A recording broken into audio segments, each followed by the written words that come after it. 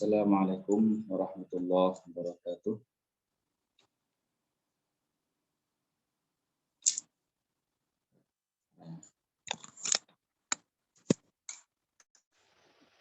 Bismillahirrahmanirrahim. Alhamdulillahirabbil alamin. Wa sallallahu wa sallama ala rasulihil amin wa ala alihi wa sahbihi ajma'in. Allahumma la sahla illa ma ja'altahu sahla wa anta ya hayyu ya qayyum taj'alul hazna in syi'ta sahla. Allahumma rzuqnal ikhlasa fin niyyati wal qawli wal amal. Teman-teman yang dirahmati oleh Allah Subhanahu wa taala, alhamdulillah kita bersyukur kepada Allah Subhanahu wa taala dikarenakan hingga saat ini Allah taala mengaruniai kita nikmat keimanan, kesehatan, kesempatan sehingga bisa sama-sama kita berkumpul pada kesempatan kali ini dalam rangka mudzakarah ilmu agama. Oleh karena itu, mari kita sama-sama mengikhlaskan niat karena Allah Subhanahu wa taala dalam menghadiri majelis ilmu, dan sebagaimana telah kita katakan sebelumnya, berdasarkan permintaan dari beberapa teman ya, untuk mengulangi kitab Mursyidul Hair fi Halli Alfadhi Risalat Ibn Asakir, maka insyaallah taala ke depannya setiap hari Sabtu ya dan hari Ahad jika tidak ada halangan, kita akan sama-sama mudzakarah kitab ini. Dan untuk file kitabnya sudah kita share, ya silahkan untuk dibuka dan mari kita sama-sama mengikuti kajian ini dengan niat ikhlas karena Allah Subhanahu wa taala dan juga mendengarkan dengan seksama agar apa yang kita dengarkan, apa yang kita pelajari bisa difahami dengan benar. Kemudian jika ternyata nanti di tengah pelajaran ada arti yang tidak dipahami atau penjelasan yang tidak dipahami atau kurang dipahami, nanti bisa ditulis di ruang chatting dan di akhir pelajaran kalau saya tahu nanti saya akan jawab insyaallah taala. Nah, taib, saya share dulu kitabnya di screen.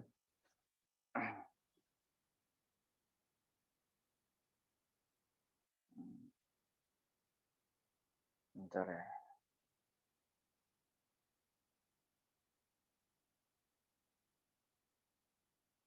Ya. Jadi matan atau kitab matan yang akan kita pelajari ini adalah Risalah Ibnu Asakir, yang kemudian dikenal juga dengan Al-Aqidah Al-Mursyidah. Ya, Al-Aqidah Al-Mursyidah. Kemudian matan ini sangat kecil sekali. Ya, bisa jadi itu hanya satu halaman saja. Kemudian kitab ini ataupun risalah ini disyarahi, dijelaskan dengan penjelasan yang ringkas ya agar mudah untuk dihafal, mudah untuk difahami oleh guru kita yaitu Syekh Samir Al-Qadhi. Ya, beliau salah satu pembesar murid guru kita Syekh Abdullah Al-Harari rahimahumullahu taala rahmatan wasi'ah. Taib, biar kita langsung mulai saja muqaddimatus syarih ini ya. Jadi pengantar dari pensyarah. Alhamdulillahi khaliqil laili wan nahar rafi'is samawatis sab'i bighairi amadin al-azizil qahhar wassalatu wassalamu ala sayyidina Muhammadinil Mukhtar wa ala alihi wa ashabihi at-tayyibin al-athhar. Nah, sebelumnya ini ya, kalau cetakan yang baru ini sudah tertulis ya, tertulis di sini di atas muqaddimatus syarih Bismillahirrahmanirrahim. Ya, saya akan jelaskan secara ringkas ya tentang makna Bismillahirrahmanirrahim, yaitu dengan menyebut nama Allah Subhanahu wa taala yang Maha Pengasih lagi Maha Penyayang. Jadi kebiasaan para ulama ya, kebiasaan para ulama ketika mereka ini mengarang kitabnya, mereka memulai kitab tersebut ya dengan Bismillahirrahmanirrahim. Biasanya seperti itu. Tujuannya apa? Tujuannya di sini adalah mengambil keberkahan dari Bismillah, ya, kemudian juga mengikuti Al-Quran, ya, karena Al-Quran itu kan dimulai dengan surah Al-Fatihah, dan awal ayat dari surah Al-Fatihah adalah basmalah. Bismillahirrahmanirrahim. Nah, demikian juga mengikuti sabda Rasulullah sallallahu alaihi wasallam, kullu amrin dzibalin la yubda'u fihi bi bismillahirrahmanirrahim fahuwa aqta. Ya, fahuwa aqta. Maknanya ya setiap perkara yang penting, ya setiap perkara yang penting dalam Islam, ya penting dan juga disyariatkan untuk dimulai dengan basmalah. Kemudian ternyata apa perkara penting ini la yubda'u fihi bi bismillahirrahmanirrahim. Kemudian tidak diikuti dengan basmalah, tidak dimulai dengan basmalah, maka fahuwa aqta, sabda Rasulullah, maka perbuatan tersebut aqta, yaitu qalilul barakah, sedikit keberkahannya. Ya, makanya kalau kita mau memulai perbuatan baik dan disyariatkan dalam Islam untuk memulai perbuatan baik tersebut dengan basmalah, hendaklah kita memulai dengan Bismillahirrahmanirrahim. Jadi ketika para ulama menyebutkan Bismillahirrahmanirrahim di awal kitabnya, maksud mereka apa? Saya memulai kitab ini dengan Bismillahirrahmanirrahim. Itu maksudnya. Nah, sekarang makna Allah. Ya, kita sebutkan Allah, Allah, sering kita zikir ya. Sekarang Allah ini para ulama menjelaskan alamun lidzatil muqaddas al-mustahiqqi li nihayati tazallul, yaitu nama bagi zat ini. Lafaz Allah, lafzul jalalati Allah, ini adalah nama bagi zat ya yang berhak untuk diberikan puncak perendahan diri. Maksudnya adalah zat yang berhak untuk kita sembah. Nah, ini maksudnya. Yang Allah Ta'ala maha suci daripada menyerupai makhluknya. Sedangkan makna daripada Allah, ya, makna dari lafaz Allah adalah man lahul uluhiyah wa hiya al-qudratu 'alal khalqi wal ikhtira', yaitu nama, yaitu zat ya, zat man lahul uluhiyah. Allah itu adalah zat yang mempunyai sifat ketuhanan. Nah, sifat ketuhanan ini apa? Yaitu menciptakan segala sesuatu dari tidak ada menjadi ada. Ya, ini makna dari lafzul jalalah Allah. Kemudian makna Ar-Rahman, ya Ar-Rahman maksudnya adalah Allah Ta'ala yang banyak rahmatnya. Dan rahmat ini Allah Ta'ala berikan kepada orang muslim dan orang kafir ketika di dunia. Sedangkan di akhirat, rahmat Allah Ta'ala hanya diberikan kepada orang mukmin saja. Nah, ini makna daripada Ar-Rahman, lumayan panjang ya. Jadi kalau di dunia ini, baik orang kafir ya ataupun orang Islam, Mereka semuanya mendapatkan rahmat dari Allah Subhanahu wa taala. Ya, kita orang muslim bisa makan, bisa minum, orang kafir bisa makan, bisa minum. Nah, kita orang muslim bisa menghirup udara, orang kafir juga bisa menghirup udara. Ini rahmat dari Allah Subhanahu wa taala. Ya. Ketika di dunia orang muslim, orang mukmin, orang kafir juga mendapatkan hal tersebut. Tapi kalau di akhirat rahmat Allah hanya khusus bagi orang-orang yang beriman. Dalam Al-Qur'an Allah taala berfirman, "Wa rahmati wasi'at kulla syai'in fasaktubuha lilladzina yattaqun." Mana ayat ini? Dan rahmatku, ya firman Allah taala maknanya, dan rahmatku ketika di dunia ini wasi'at kulla syai'. Artinya apa? Mencakup segala sesuatu. Mau yang muslim, mau yang kafir, dapetin semuanya. Fasaktubuha lilladzina yattaqun. Tetapi nanti di akhirat ini akan dikhususkan kepada orang-orang yang menjauhi kesyirikan. Ya, ayyuhalladzina yajtanibuna syirka, yaitu orang yang meninggalkan kesyirikan. Ya, oleh karena itu maka hendaklah kita mempertahankan Islam kita, mempertahankan iman kita.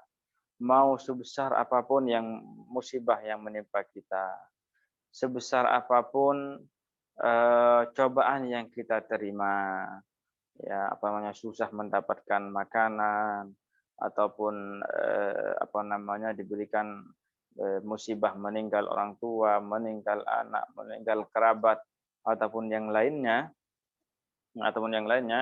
tetap Islam itu ya kita harus jaga, iman kita jaga, kita bawa semua itu ya sampai kita meninggal. Karena ini yang diperintahkan oleh Allah taala dalam Al-Qur'an. Wala tamutunna illa wa antum muslimun, kan begitu. Dan janganlah kalian meninggal kecuali dalam keadaan Islam. Ya, ini makna Ar-Rahman. Nah, tadi yang saya sebutkan. Sedangkan Ar-Rahim, ya Ar-Rahim maknanya Allah taala banyak rahmatnya, dan rahmatnya ini Allah taala berikan kepada orang-orang yang beriman. Ya, nanti di akhirat. Ini makna Ar-Rahim. Jadi makna Ar-Rahman itu lebih makna Ar-Rahman itu lebih panjang daripada Ar-Rahim. Ya. Alhamdulillah. Baik. Kita kembali kepada syarah ya. Ini sudah secara singkat saya jelaskan tentang makna Bismillahirrahmanirrahim. Kemudian kenapa setiap pengarang kitab itu biasanya mulai kitabnya dengan basmalah. Sudah kita jelaskan. Sekarang kita masuk ke penjelasan perkataan guru kita Syekh Samir Al-Qadhi hafizahullah. Alhamdulillahi khaliqil laili wan nahar. Ya, yang paling atas ini ya. Segala puji bagi Allah taala yang menciptakan malam dan siang. Ya, segala puji bagi Allah taala yang menciptakan siang dan malam. Rafi'is samawati sab'i bighairi amadin. Allah taala yang mengangkat 7 lapis langit tanpa ada tiang. Al-Azizil Qahhar, ya, yang maha kuat, Al-Qahhar yang maha menundukkan. Jadi ketika kita bilang alhamdulillah, ya alhamdulillah, gitu kan? Apa maknanya? Maknanya itu adalah kita memuji kepada Allah taala dengan lisan kita atas nikmat-nikmat yang Allah taala berikan kepada kita tanpa diwajibkan bagi Allah untuk memberinya kepada kita. Jadi nikmat yang kita terima ini, nikmat iman, ya kan? Nikmat Islam, nikmat kesehatan, nikmat kesempatan, nikmat nikmat bisa makan, bisa minum, bisa berjalan, mata, telinga, semuanya ini adalah nikmat dari Allah Subhanahu wa taala. Tetapi ingat, ya, tidak wajib bagi Allah taala itu menjadikan kita orang yang beriman. Tidak wajib bagi Allah Ta'ala itu menjadikan kita orang Islam. Tetapi dengan karunia Allah, dengan nikmat Allah, kita dijadikan orang yang beriman. Makanya hendaknya kita memuji kepada Allah, kita bersyukur kepada Allah atas nikmat-nikmat yang Allah Ta'ala berikan kepada kita itu. Jadi Allah tidak wajib ya, atasnya apapun. Ya, kita yang mempunyai kewajiban. Ya, karena kita ada yang merintahkan kita. Ada yang melarang kita, makanya kita punya kewajiban. Sedangkan Allah itu tidak ada yang memerintahnya. Ya, Allah Ta'ala yang memerintahkan dan Allah tidak diperintah. Makanya Allah itu tidak mempunyai kewajiban apapun. Tidak wajib bagi Allah Ta'ala untuk memberikan yang terbaik bagi hambanya. Tidak wajib. Ya, iblis itu kan bapak kekufuran itu. Ya. Apakah yang terbaik bagi iblis itu apakah kekufuran itu suatu yang terbaik bagi iblis? Kan tidak. Ya. Seorang contohnya sakit. Apakah sakitnya seseorang itu merupakan yang terbaik bagi seseorang? Kan tidak. Ya, jadi tidak wajib bagi Allah Ta'ala itu untuk memberikan nikmat kepada kita. Ya. Jadi nikmat yang Allah berikan kepada kita ini yang tidak wajib bagi Allah Ta'ala untuk memberinya kepada kita, kita bersyukur kepadanya, kita mengucapkan alhamdulillah. Ya, dan ini syukur sunnah. Kalau yang wajib itu syukur yang wajib ya. Kita tidak menggunakan mata kita untuk bermaksiat, tidak menggunakan telinga kita untuk mendengarkan ghibah contohnya, tidak menggunakan kaki kita untuk melangkah kepada yang haram, tidak menggunakan tangan kita untuk megang sesuatu yang diharamkan dan seterusnya. Nah, makanya di sini dengan seperti inilah kita mensyukuri nikmat Allah Ta'ala dengan syukur yang wajib.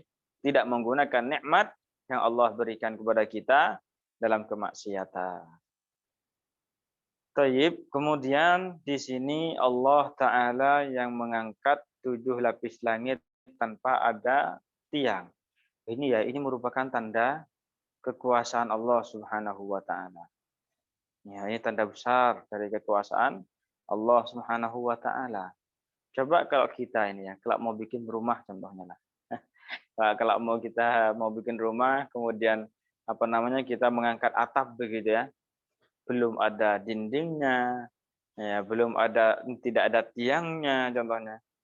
Kalau kita ngangkat setelah itu lepas, ya pastilah ya hukum akal atau kebiasaannya gitulah ya. Kebiasaannya itu akan jatuh. Itu akan mengawang di atas.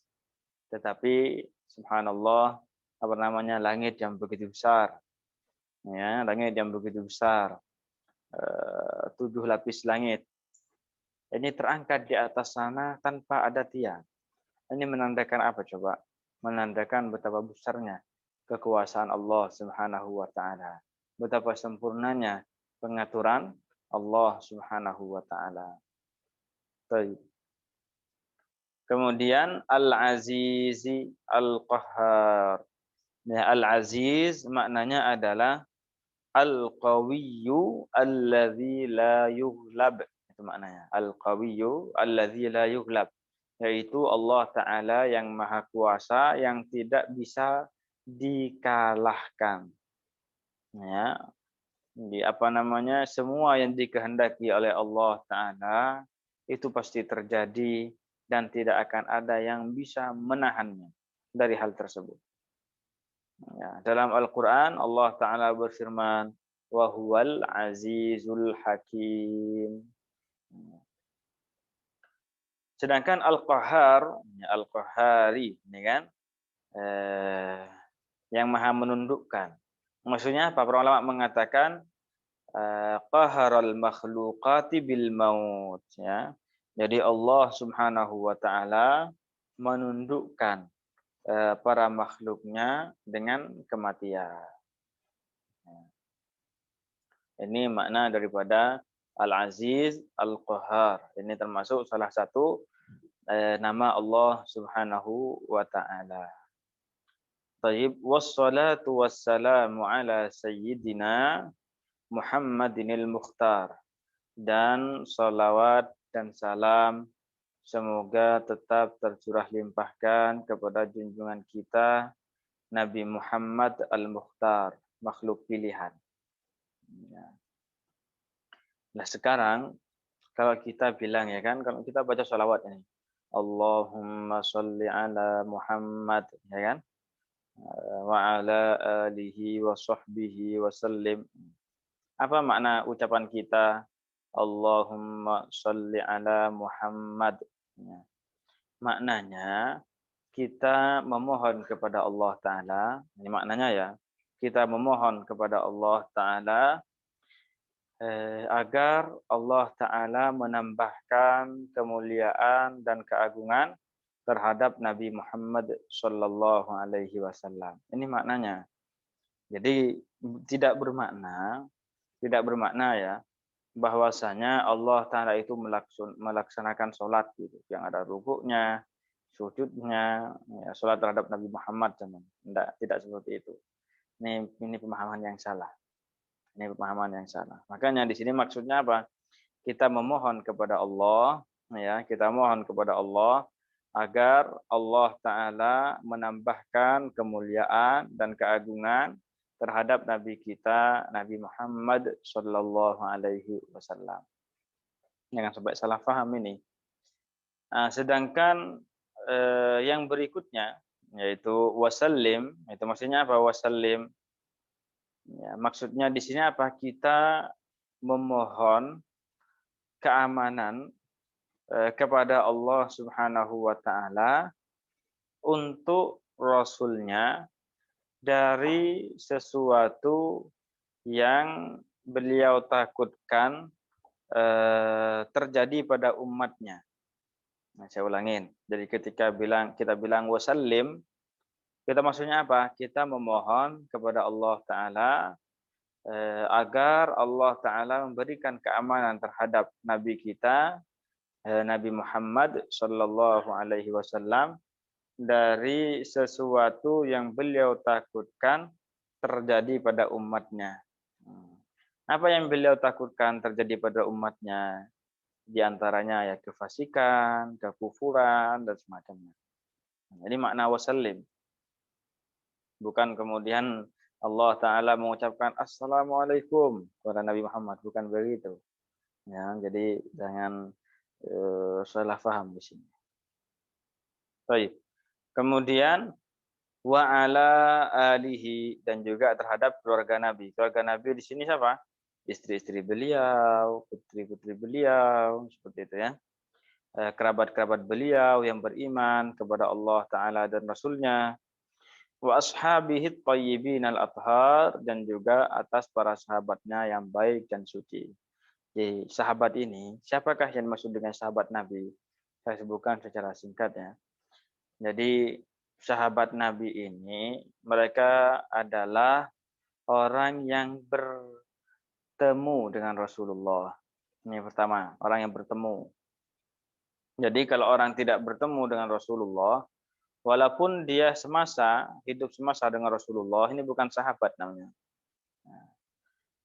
Kemudian bertemunya dengan Rasulullah itu secara kebiasaan, bukan dikarenakan mukjizat.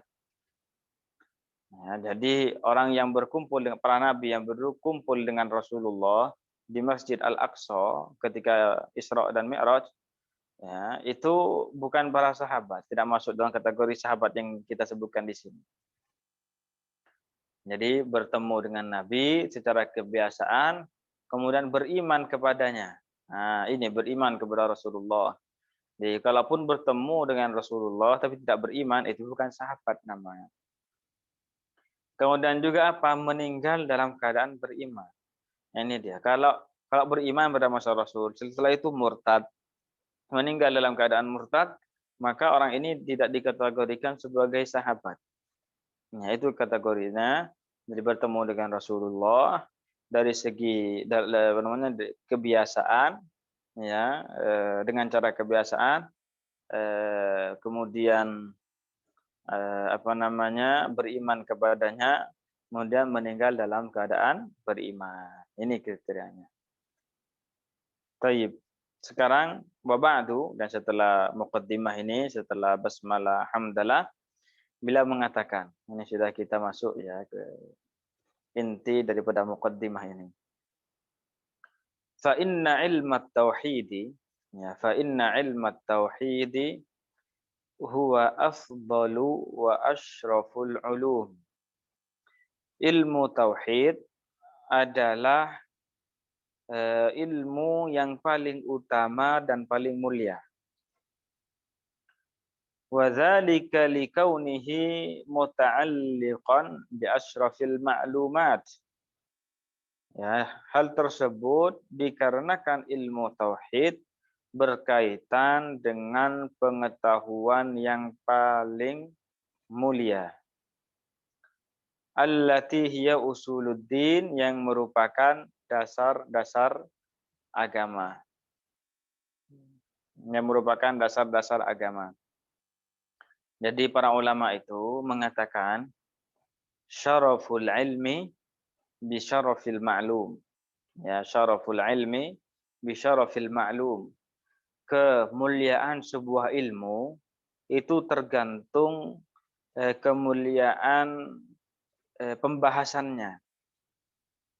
Jadi semakin pembahasannya ini semakin mulia, ya, jadi yang dibahas itu semakin mulia, maka semakin mulialah ilmunya. Semakin mulia, maka ilmunya tambah mulia lagi. Nah, itu maksudnya. Ini maksud daripada perkataan para ulama, syaraful ilmi bi syarafil ma'lum. Dan jelas ya, tanpa ada keraguan sedikit pun bahwasanya pengetahuan tentang Allah Ta'ala, mengenal Allah Ta'ala, dan juga mengenal Rasulullah, jelas ini adalah pengetahuan yang paling mulia. Hanya dia. Dikarenakan ilmu tauhid ini berkaitan dengan hal tersebut, ya, dikarenakan ilmu tauhid ini berkaitan dengan ilmu yang paling mulia, dengan pengetahuan yang paling mulia, maka ilmu tauhid pun menjadi ilmu yang paling mulia. Ini makna daripada syaraful ilmi bi syarafil ma'lum. Nah, taib. Bentar ya. Bentar, kayaknya.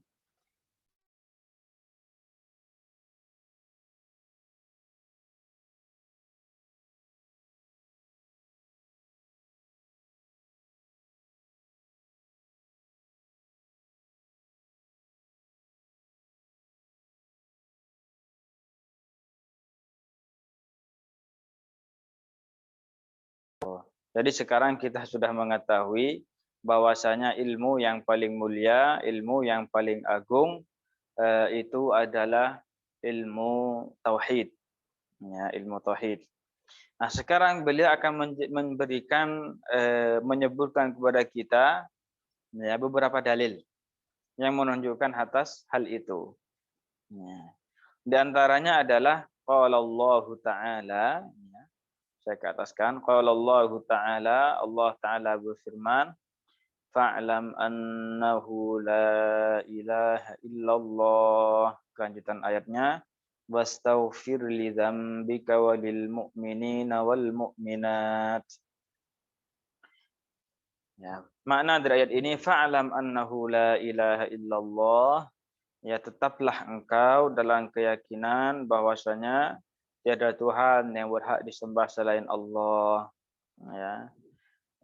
Wastaghfir li dzambika walil mu'minina wal mu'minat, dan mintalah ampun kepada Allah Ta'ala dari dosamu dan dosa orang-orang mukmin, laki-laki dan perempuan. Bentar ya, kayaknya ada tamu. Bentar saja.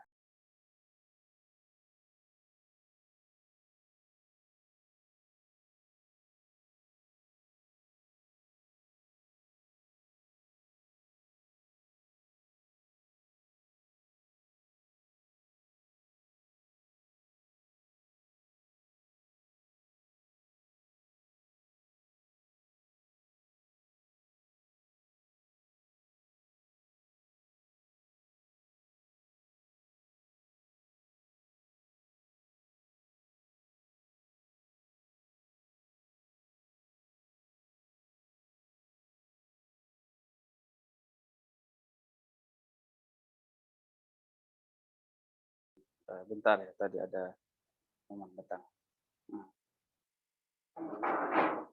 Baik. Ini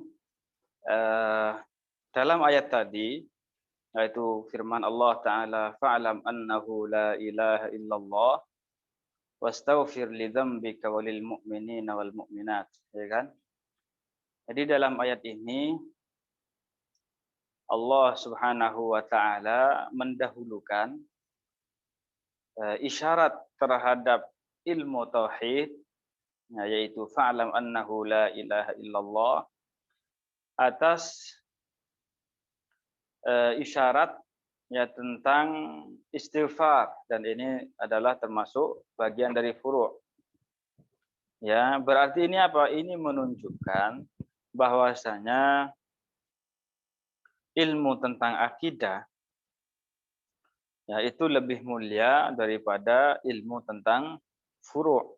Nah, ini maksudnya apa? Ini maksudnya daripada firman Allah Ta'ala, fa'lam annahu la ilaha illallah wastaghfir li dzambika walil mu'minina wal mu'minat. Karena dalam bahasa Arab itu, ya dalam bahasa Arab itu mereka biasa mendahulukan sesuatu yang lebih penting dari yang penting. Jadi kalau kalau ada perkara yang lebih penting, ada perkara juga yang penting. Maka ketika kita mau berbicara, ya biasa dalam bahasa Arab itu apa? Yang lebih penting itu yang lebih penting ini didahulukan daripada sesuatu yang penting. Ya, di sinilah dalam bahasa Arab. Nah, makanya kita dari ayat ini kita ketahui bahwasanya ilmu tauhid itu lebih mulia daripada ilmu yang lain. Kemudian hadisnya ini ya.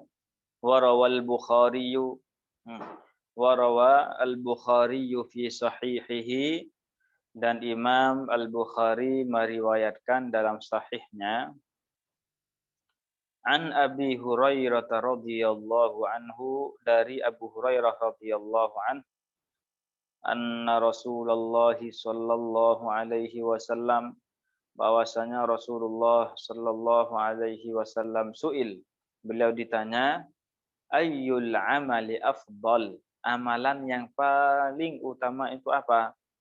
Faqala imanun billahi wa rasulihi, beliau menjawab, amalan yang paling utama secara mutlak, ya, ini secara mutlak ini, tidak ada yang lebih utama lagi, adalah beriman kepada Allah dan Rasul-Nya. Ya. Jadi amalan yang paling utama secara mutlak itu adalah beriman kepada Allah dan Rasul-Nya. Makanya ya, kalau kita melihat sejarah gitu ya, kita melihat sejarah, Rasulullah itu beliau berdakwah di Mekah itu selama 13 tahun. Ya kan? Kemudian apa? Selama 13 tahun ini beliau mengajak orang-orang untuk mentauhidkan Allah Subhanahu wa taala. Ya. Kemudian beriman kepada Allah dan juga beriman kepada Rasulullah. Nah, itu yang beliau beliau gembor-gemborkan. Ya, musim haji beliau kelilingi itu. Ya, ada yang dari berbagai negara beliau datengin berombongan itu. Mengajak mereka apa? Ya, mengajak mereka untuk mengatakan la ilaha illallah Muhammadur Rasulullah. Dan ini juga cara didikan para sahabat. Ya, cara didikan Rasulullah terhadap para sahabat maksud saya. Jadi Rasulullah itu mendidik para sahabat bagaimana caranya? Mengajari mereka tentang iman. Nah, ini dulu. Sebelum mengajarkan mereka hal-hal yang lain. Ya, sebelum mengajarkan mereka hal-hal yang lain, Rasulullah itu mengajarkan mereka tentang iman. Makanya salah seorang sahabat yang namanya Jundub ibnu Abdillah, beliau mengatakan, kunna fityanan hazawira ma'a Rasulillah sallallahu alaihi wasallam. Dulu kami ketika masih muda, belum baligh, ya, tapi sudah hampir baligh, itu kita bersama Rasulullah sallallahu alaihi wasallam. Fata'allamna al-imana qabla an nata'allama al-Qur'an. Setelah itu apa bagaimana cara para sahabat itu belajar? Kata sahabat Jundub ini, kami belajar iman. Nah, ini dia. Jadi kami belajar iman kepada Rasulullah sebelum kami belajar tentang Al-Qur'an. Belajar tauhid dulu. Inti dari tauhid, hal-hal yang mendasar di tauhid ini kita belajar itu. Sehingga apa? Tsumma ta'allamna al-iman tsumma ta'allamna al-Qur'an fazdatna bihi imana. Kemudian setelah itu kami belajar Al-Qur'an. Setelah belajar tentang iman, setelah itu kami belajar Al-Qur'an. Sehingga apa yang terjadi? Ya, fazdatna bihi imana. Maka bertambahlah keimanan kami. Ini yang cara didikan Rasulullah. Ilmu tauhid dulu, baru setelah itu yang lain. Para sahabat juga begitu, mengajarkan kepada tabi'in dan seterusnya. Nah, makanya kita di sini selalu mengajarkan kalau bagi orang yang baru belajar belajar tauhid dulu. Ya sudah dasar-dasarnya paling tidak sudah bisa mumpuni gitu ya. Baru belajar yang lain, fikih dan yang lain. Ini dia. Dan dikarenakan ini ya, ilmu tauhid itu ataupun keimanan ini syarat diterimanya amal soleh. Ini syarat yang paling mendasar ini. Kalau seorang ini dia tidak beriman, imannya tidak benar.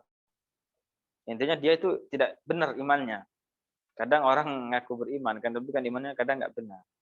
Makanya kalau orang itu tidak benar imannya, ya sehingga imannya itu batal, Islamnya batal. Dalam keadaan seperti ini, amalan baik yang dia lakukan itu tidak akan diterima oleh Allah Ta'ala. Jadi kalaupun dia kayak sholat, anggaplah ya, melakukan gerakan sholat itu semalam suntuk jidat sampai hitam begitu kan, ataupun melakukan pergi ke Mekah bisa mau haji walaupun 1.000.000 kali. Ya kalau tidak didasari dengan iman yang benar, semuanya itu akan sia-sia. Tidak akan diterima oleh Allah Subhanahu wa taala. Makanya di sini pondasi yang paling mendasar bagi kita adalah beriman kepada Allah ya dan beriman kepada Rasulullah. Ya, wa may ya'mal minas solihati min dzakarin aw unsa wa huwa mu'min fa ulaika yadkhulunal jannata wa la yuzlamuna naqira. Ya, dan dan orang yang melakukan amal baik dari laki-laki ataupun dari perempuan ketika dia dalam keadaan beriman wa huwa mu'min, dan dia orang yang beriman, ketika dalam keadaan beriman dia melakukan amal tersebut, fa ulaika yadkhulunal jannah, maka merekalah yang akan masuk surga, wala yuzlamuna naqira, dan mereka tidak akan dizalimi sedikit pun. Ya, ini dia. Makanya ketika kita punya nikmat iman, kita jaga keimanan itu. Kalau kita punya nikmat dunia saja kita jaga, apalagi kita mempunyai nikmat yang paling besar yang tiada tara. Harus kita lebih ekstra menjaganya. Menjaganya itu bagaimana? Menjaganya adalah belajar ilmu agama. Belajar ilmu agama dari siapa? Belajar ilmu agama dari orang-orang yang bisa dipercaya. Nah, ya, yang bisa dipercaya artinya apa? Tidak akan berfatwa tanpa ilmu, tidak akan mengatakan sesuatu yang tidak dia ketahui. Nah, karena ahlul fitan itu sekarang banyak. Ataupun khutbah usu, ataupun orang-orang yang pintar ceramah tetapi menyesatkan itu sekarang banyak. Ya, itu sangat banyak. Makanya di sini perlu hati-hati. Di sini perlu kita kehati-hatian dan perlu saringan. Saringan yang kuat, filter yang kuat. Nah, karena ini memang sudah disabdakan oleh Rasulullah dan bahkan ini termasuk tanda-tanda kecil dari kiamat. Tanda-tanda kecil kiamat ini. Maksudnya apa? Bahwasanya di akhir nanti ini termasuk tanda-tanda kiamat itu apa? Banyaknya ahlul fitnah. Khutbah usu, yaitu orang yang pintar ceramah tetapi menyesatkan. Nah, itu banyak itu. Dan sekarang itu ini termasuk tanda-tanda kecil kiamat dan ini sudah banyak terjadi. Nah, ini banyak terjadi. Ya, terutama mana perlu hati-hati. Kemudian belajar itu ya bukan hanya dari YouTube, tidak tahu siapa yang mengatakan sabet saja gitu kan, atau dari Facebook tanpa tahu ini siapa dan siapa, hantam saja. Tidak bisa seperti itu. Al-isnadu minad-din fanzuru amman ta'khuduna dinakum. Sanad itu termasuk dari bagian agama, maka lihatlah dari siapa kalian mengambil agama kalian. Ini yang dikatakan oleh seorang tabi'in yang bernama Ibnu Sirin. Baik, kita lanjutkan sedikit ya perkataan beliau.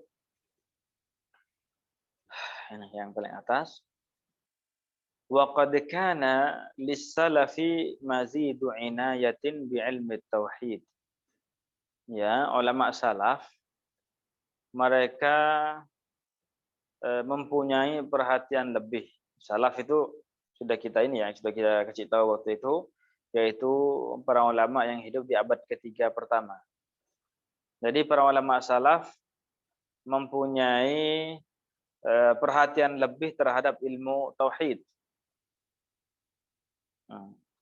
Walil khalafi mazidu i'tina'in bi ifhamihin nasa ma'a bayani adillatihi al-aqliyati wan naqliyah.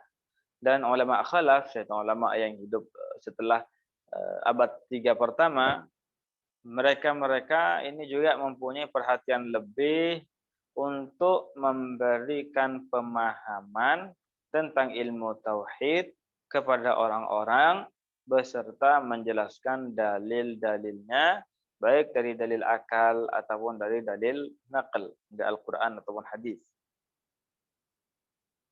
Ya, intinya apa? Para ulama itu, baik dari kalangan salaf ataupun dari kalangan khalaf, mereka itu mempunyai perhatian yang sangat besar terhadap ilmu tauhid. Ya, terhadap ilmu tauhid. Baik dari kalangan sahabat, tabi'in, atba'ut tabi'in. Di mereka itu mempunyai perhatian yang sangat besar terhadap ilmu tauhid. Ya. Makanya tidak benar kalau dikatakan bahwasanya para sahabat itu tidak pernah belajar ilmu tauhid atau ilmu akidah. Ya. Tidak benar kalau dikatakan para ulama salaf itu mereka mengharamkan belajar ilmu kalam atau ilmu akidah. Nah, ini tidak benar. Ini sering dikatakan oleh kelompok sebelah ini. Dikatakan oleh orang-orang Wahabi. Ya, kenapa seperti itu? Dikarenakan karena kalau kita mempelajari ilmu tauhid, ilmu akidah yang dijelaskan oleh para ulama ahli sunnah wal jamaah, dengan ilmu ini kita dengan sangat mudah bisa mematahkan hujah dalih-dalih mereka. Nah, dengan sangat mudah kita bisa mematahkan dalih-dalih mereka. Makanya apa? agar orang-orang itu menjauh dari ilmu ini. Mereka mengatakan, ya sudahlah, janganlah belajar ilmu kalam, ilmu tauhid, ilmu akidah, karena ini apa? Ini adalah ilmu yang diharamkan, tidak diajarkan oleh Rasulullah, para sahabat tidak mengetahui hal itu dan seterusnya. Nah, ini tujuannya yaitu karena kalau kita memahami betul ilmu ini dengan benar, dengan kuat, kita mumpuni dalam ilmu ini dengan mudah, kita akan menggulingkan orang-orang yang menyimpang dari ajaran Rasulullah Shallallahu Alaihi Wasallam. Karena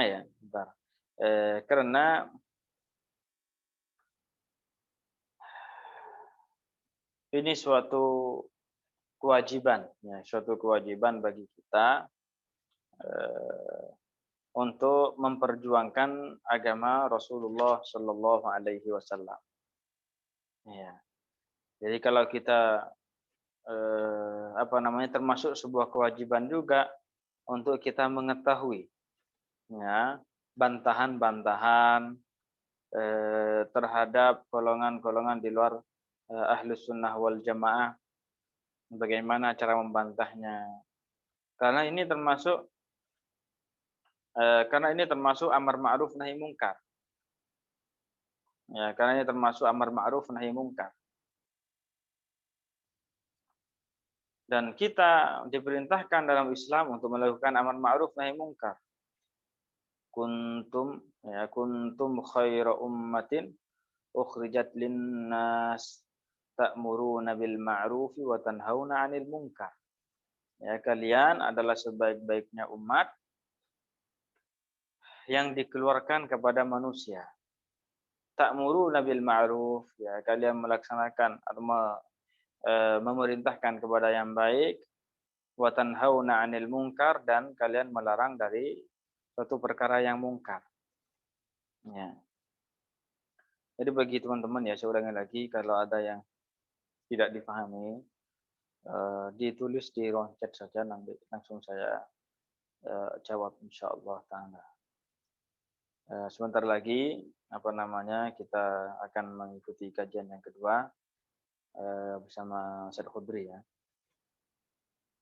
Makanya kalau memang ada yang belum difahami dari apa yang saya sampaikan tadi, segera ditulis biar nanti saya jawab. Dan ilmu tauhid ini, ilmu tauhid ataupun ilmu tauhid, ilmu akidah, ini mempunyai nama-nama. Ya, ada kalanya disebut dengan ilmu usuluddin, ya, ilmu usuluddin, ada ilmu akidah, ada ilmu kalam, nah itu. Ada disebut dengan ilmu tauhid. Nah, begitu. Ini nama-namanya. Jadi sebagian ulama ini menjelaskan, ya kan, kenapa disebut dengan ilmu kalam? Nah, kenapa disebut dengan ilmu kalam? Dikarenakan sangat banyak sekali ya pertentangan yang terjadi tentang masalah kalam Allah Subhanahu wa taala. Ini sangat panjang perdebatan ya, antara Ahlus Sunnah wal Jamaah, kemudian antara golongan Mu'tazilah dan golongan Musyabbihah.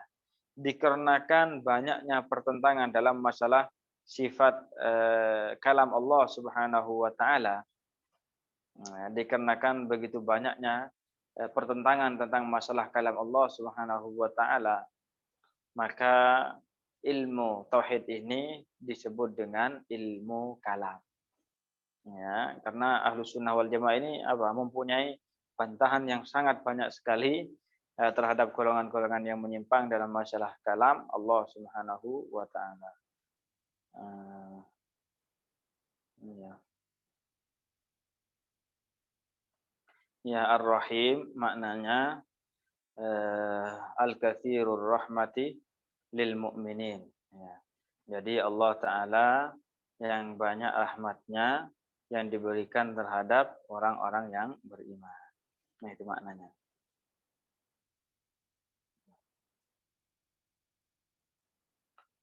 Bentar ya, masuk.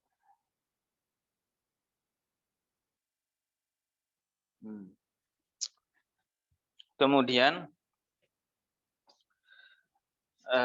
kalau ada, ini sambil menunggu Ustaz Khudri ya, kalau ada orang Wahabi yang bilang kepada kita bahwasanya tidak ada para sahabat itu yang mengajarkan tentang ilmu ini, dan juga tidak ada riwayat yang menjelaskan bahwasanya para sahabat itu belajar tentang ilmu ini atau ilmu akidah, ilmu tauhid, ilmu kalam ini.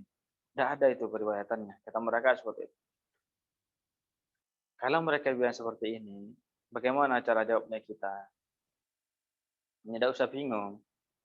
Jadi kalau yang mereka maksudkan bahwasanya para sahabat tidak mempelajari ilmu ini, mereka kan bilang Tidak ada sahabat yang mempelajari ilmu ini, gitu kan? Kalau yang mereka maksudkan dengan perkataan ini bahwasanya para sahabat itu tidak mengenal Allah Ta'ala, tidak mengetahui sifat-sifat yang layak bagi keagungan Allah Ta'ala, ya, atau tidak mengetahui bahwasanya Allah Ta'ala Maha Suci dari menyerupai makhluknya, tidak mengetahui kebenaran Rasulullah Sallallahu Alaihi Wasallam, tidak mengetahui kebenaran mukjizat Rasulullah dengan akal, mereka itu hanya sekedar ikut gitu saja, taklid buta, maka ini tuduhan yang sangat besar, ya. Ini tuduhan yang sangat besar terhadap para sahabat Rasulullah Sallallahu Alaihi Wasallam. Ya, ini sangat tuduhan besar ini. Subhanallah. Kemudian jika ini lanjutan jawabannya ya, jika yang mereka maksudkan ini adalah pada masa sahabat itu nama ilmu kalam tidak ada, atau nama ilmu tauhid tidak ada, atau nama ilmu akidah itu tidak ada, ini ilmu usuluddin tidak ada, namanya yang tidak ada, bukan ajarannya, tapi namanya yang tidak ada, sehingga dengan ini mereka mengharamkan untuk mempelajari ilmu kalam dikarenakan tidak ada namanya. Makanya saya ulangi lagi.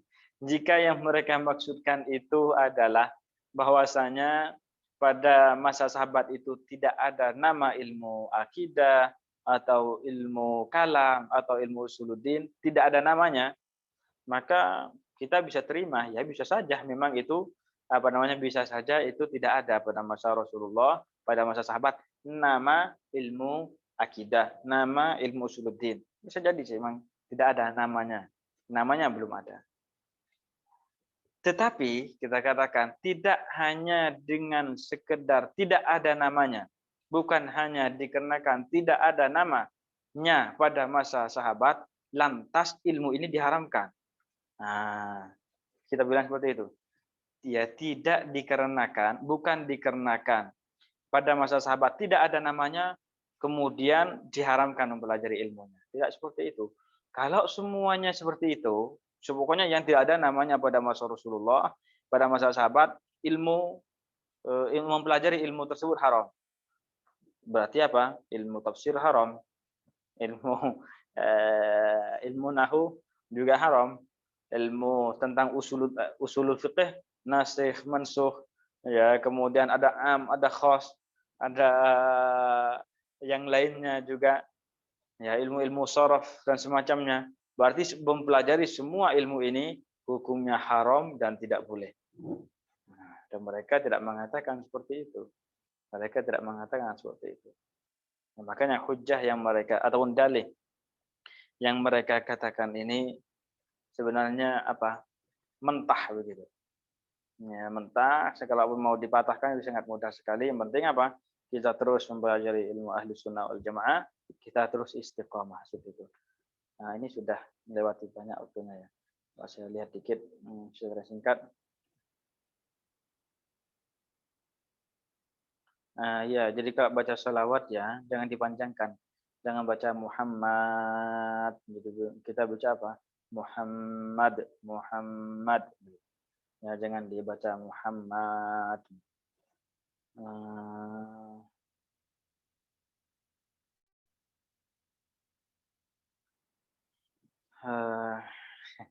Dalam masalah ilmu filsafat ya.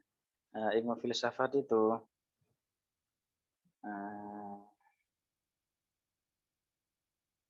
ya, tidak boleh dipelajari. Ya, ilmu filsafat yang karena dalam ilmu filsafat itu banyak sesuatu yang mengantarkan seseorang kepada hal-hal yang tidak diridhai oleh Allah Subhanahu wa taala. Karena inti daripada ilmu filsafat itu kan kita dalil yang ada di dalam Al-Quran kita kesampingkan. Al-Quran kita sampingkan. Kemudian hadis kita kesampingkan. Kita memulai mikir apa dari nol. Dari nol kita mikir, kata mereka saya ingin sampai kepada pernyataan ini. Apakah yang benar dalam pernyataan ini? Di Al-Quran sampingkan, hadis kesampingkan, kemudian pakai akal pikiran, mikir sendiri, nanti sampai di mana pikirannya, disitulah dianggap sebagai kebenaran. Makanya di kalangan orang-orang filsafat itu rancu, banyak yang rancu, bertabrakan antara satu dengan yang lainnya. Makanya sebagian ulama itu mengharamkan belajar ilmu filsafat secara mutlak, ya secara mutlak. Cuma kalau saya tanya sebagian teman-teman yang di kampus begitu kan, mereka menamai yang mereka kalau masih di awal-awal mungkin ya, wallahu alam, mereka itu apa menamanya ilmu pelajaran tersebut ilmu filsafat, tetapi ketika dilihat isinya itu bukan filsafat, bukan filsafat. Makanya di sini ya perlu lebih teliti lagi. Tapi mungkin saya sampai di sini dulu karena nanti insya Allah masalah perkataan Imam Syafi'i kita akan sebutkan di hari esok ya. Baik, insyaallah taala kita lanjutkan ke kajian berikutnya ya, bersama Ustaz Kudri. Beliau sudah bergabung kayaknya dengan kita ya. Itu yang Mbak dijadikan co-host ya. Namanya kalau tidak salah H.O.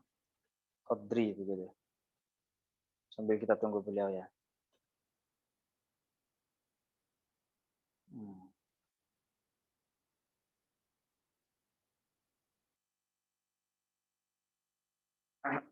Bentar.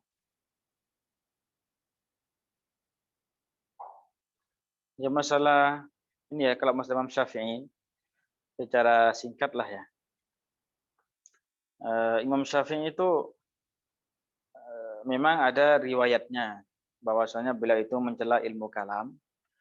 Tetapi Imam Al-Baihaqi menyebutkan bahwasanya yang dimaksud dengan ilmu kalam yang dicela oleh Imam Syafi'i itu adalah ilmu kalam yang dipelajari atau ditekuni oleh orang-orang mubtadi'ah, ahli bid'ah. Ya, orang Mu'tazilah, Musyabbihah, Mujassimah dan yang lainnya. Makanya Imam Al-Baihaqi ya jelas ya Imam Al-Baihaqi itu lebih paham lah daripada kita begitu ya. Daripada orang-orang yang sekarang itu yang sok jago gitu ya. Imam Al-Baihaqi beliau mengatakan semua perkataan para imam besar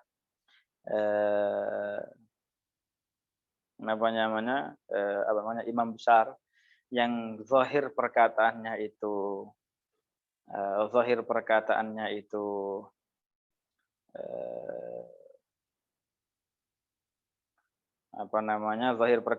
mencela ilmu kalam, ya, maka kata beliau semua itu adalah ilmu kalam, ya, ilmu kalam yang ditekuni oleh orang-orang mubtadi'ah, itu intinya. Nanti insyaallah taala kita sebutkan besok apa perkataan Imam Syafi'i tersebut yang zahirnya seakan-akan mencela ilmu kalam. Setelah itu kita sebutkan perkataan Imam Al-Baihaqi ya, yang menafsiri tentang hal itu.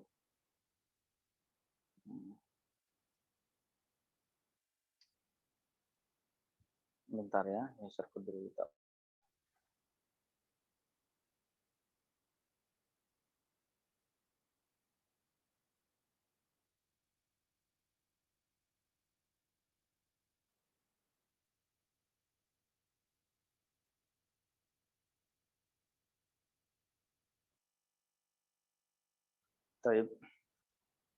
Untuk sesi pertama ini kita tutup dulu ya dengan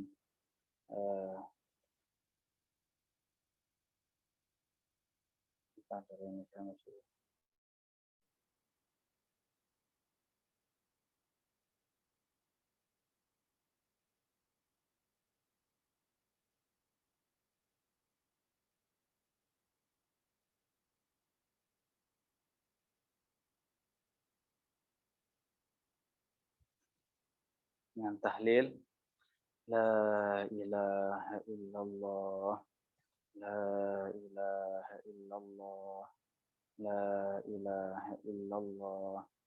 Allahumma sholli ala sayyidina Muhammad wa ala alihi wa sahbihi wa sallim. Allahumma sholli ala sayyidina Muhammad wa ala alihi wa sahbihi wa sallim. Allahumma sholli ala sayyidina Muhammad wa ala alihi wa sahbihi wa sallim. Rabbi ighfirli wa liwalidayya wa lil mu'minina wal mu'minat.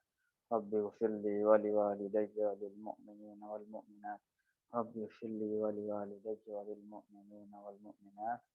Walhamdulillahi rabbil alamin. Barakallahu fikum wa ahsanallahu ilaikum. Bentar ya, tunggu Syekh Khudri bentar.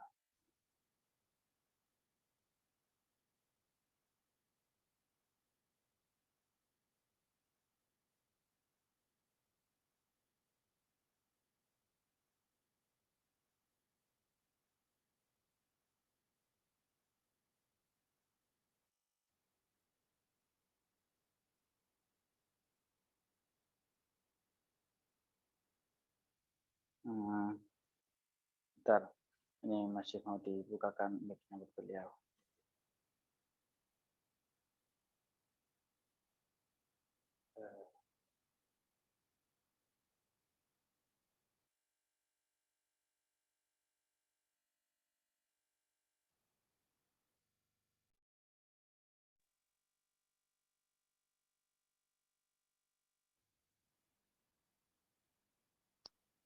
Assalamualaikum Ustaz.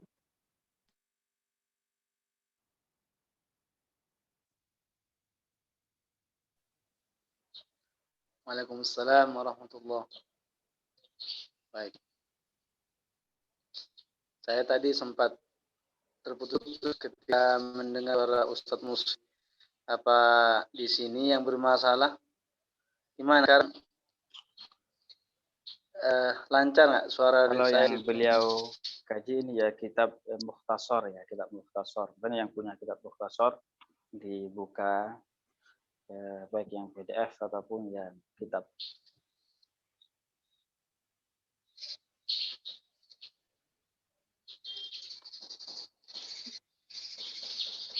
Baik. Assalamualaikum warahmatullahi wabarakatuh. Alhamdulillahi rabbil alamin. Lahun ni'mat, lahul fadlu, wa lahus sana'ul hasan. Salawatullahil barrir rahim wal malaikatil muqarrabin ala sayyidina Muhammadin tahal amin wa ala alihi wa sahabatihi at-tayyibin at-tahirin. Allahumma la sahla illa ma ja'altahu sahla wa anta ya hayyu ya qayyum taj'alul hazna in syi'ta sahla. Allahumma 'allimna ma yanfa'una wanfa'na bima 'allamtana wa zidna 'ilma. Nas'alullaha ta'ala an yuthabbitana 'ala dinil Islam wa yatawaffana 'ala kamilil iman wa yuwaffiqana lima yuhibbuhu wa yarda wa yarzuqna al-ikhlasa fin niyyati wal qawli wal 'amal. Para peserta kajian online Yayasan Syahamah Cabang Madura, tanpa terkecuali yang sama-sama kita semua mengharap ridha Allah Subhanahu wa taala, yang senantiasa kita masih mendapatkan nikmat dari Allah Subhanahu wa taala sehingga kita bisa berjumpa kembali dengan kegiatan yang kita lakukan seperti biasa setiap Sabtu dan hari Minggu, hari Ahad. Mudah-mudahan dengan niat ikhlas yang kita miliki semuanya menjadi ilmu yang bermanfaat. Apa yang telah kita lakukan pada hari ini, apa yang telah kita kerjakan pada pagi hari ini, Allah Subhanahu wa taala jadikan sebagai ilmu yang nafi', ilmu yang bermanfaat, ilmu yang barokah, ilmu yang bisa mengantarkan kita ke dalam surga. Karena kita dengan menghadiri majelis ilmu agama ini, maka kita telah mendapatkan taufik dari Allah Subhanahu wa taala. Ketika kita mendapatkan pertolongan dari Allah, diberikan kekuatan dalam diri kita melaksanakan ketaatan kepada Allah, maka hendaknya memperbanyak rasa syukur. Karena ia telah memperoleh taufik, memperoleh pertolongan dari Allah Subhanahu wa taala. Dan jika kita juga bersyukur kepada Allah selama kita masih dijauhkan dan dijaga oleh Allah daripada melakukan maksiat. La haula wala quwwata illa billah. Ya, insyaallah di sesi kedua ini kita akan melanjutkan pembahasan tentang kewajiban hati, yang tersisa hanyalah tinggal sedikit. Insyaallah kita akan selesaikan pada sesi kedua ini, dan nanti kalau selesai kita berlanjut ya, melanjutkan ke masalah maksiat hati. Kemarin kita sudah bahas tentang masalah mencintai para sahabat Nabi secara global adalah suatu kewajiban. Mencintai para sahabat min haitsul ijmal, mencintai para sahabat secara global, secara umum adalah termasuk kewajiban hati dengan mengagungkan mereka. Karena mereka merupakan, para sahabat mereka adalah ansaru dinillah, merupakan pembela agama Allah Subhanahu wa taala yang menyebarluaskan ajaran Islam karena berkat jasa mereka. Oleh karenanya secara umum kita cintai mereka. Terutama lebih-lebih para sahabat yang awal masuk Islam, kaum Ansor wa Muhajirin, seperti itu. Dan sekarang kita akan lanjut mencintai, termasuk kewajiban hati yang berikutnya adalah wa mahabbatu al-al.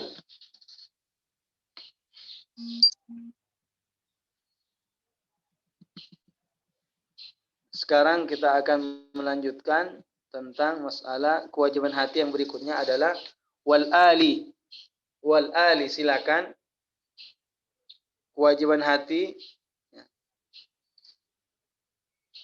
silakan dibuka yang ada kitab mukhtasar. Wal ali, dan mencintai keluarga Nabi.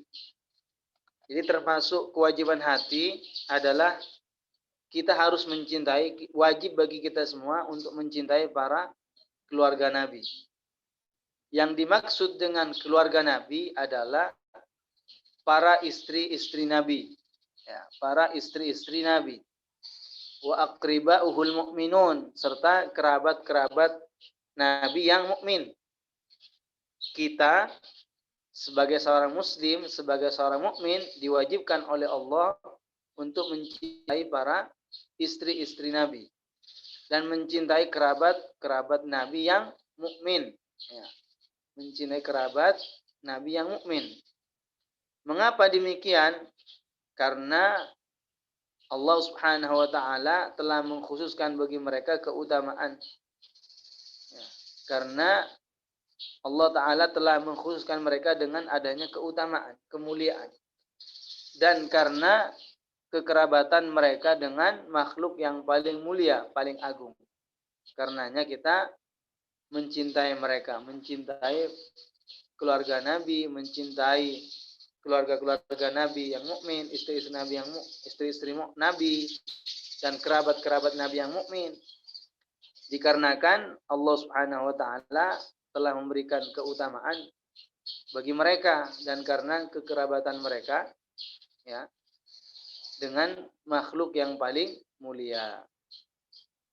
Dengan makhluk yang paling mulia.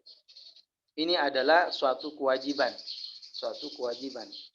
Nah, di sini dijelaskan kerabat Nabi yang mukmin. Kerabat Nabi yang mukmin. Berarti kalau kerabat Nabi yang tidak mukmin, kita tidak boleh mencintai mereka. Ya. Kita tidak boleh mencintai kerabat Nabi yang bukan mukmin. Seperti Abu Thalib, yang matinya dalam keadaan kafir. Matinya dalam keadaan kafir. Jadi kita tidak boleh mencintai orang yang dibenci oleh Allah Subhanahu wa taala. Kita mencintai orang yang dicintai oleh Allah Subhanahu wa taala. Orang-orang yang beriman, orang-orang yang Islam, orang-orang mukmin, kita mencintai mereka. Dan adapun orang-orang yang tidak mukmin, ya, orang-orang yang belum beragama Islam, secara fisik mereka tidak boleh kita mencintai mereka. Kalau kita mencintai dan ingin sekali mereka ingin masuk Islam, itu boleh-boleh saja. Jadi misalnya dalam diri seseorang sangat ingin sekali, ya, orang tersebut ingin masuk Islam, itu boleh-boleh saja.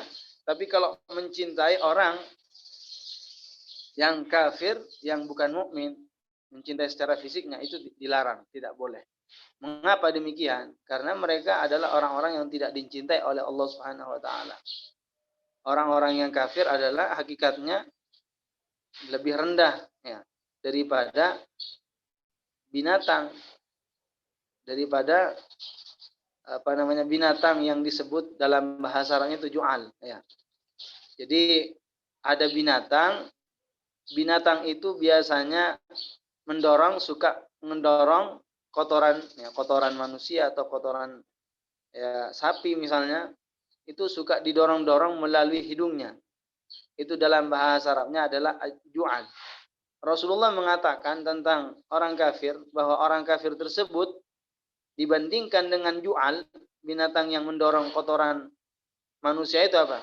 Masih lebih baik ju'al, masih lebih baik binatang yang mendorong kotoran manusia dibandingkan orang kafir. Cukuplah bagi kita sebagai dalil yang menunjukkan bahwa orang-orang kafir itu adalah orang yang paling buruk. Apa kata Allah? Ulaika hum syarrul bariyah.